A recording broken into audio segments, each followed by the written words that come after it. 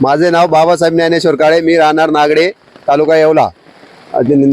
रात्रीपासून झालेल्या पावसाने इतका कहर केला आहे की नारंदी नदीला इतका महापूर आला आहे।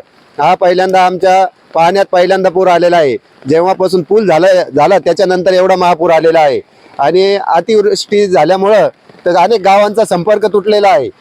भारम असेल, डोंगरगाव असेल, सायगाव असेल, येवल्याचे लोक येवल्यालाच थांबलेत, नागड्याकडील लोक तिकडेच आहे, येत नाहीये पाण्यामुळं।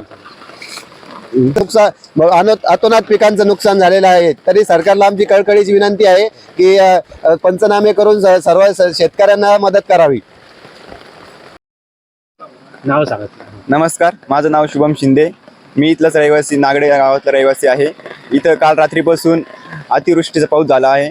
इथं नागड्याचा रस्ता फुल जाम आहे।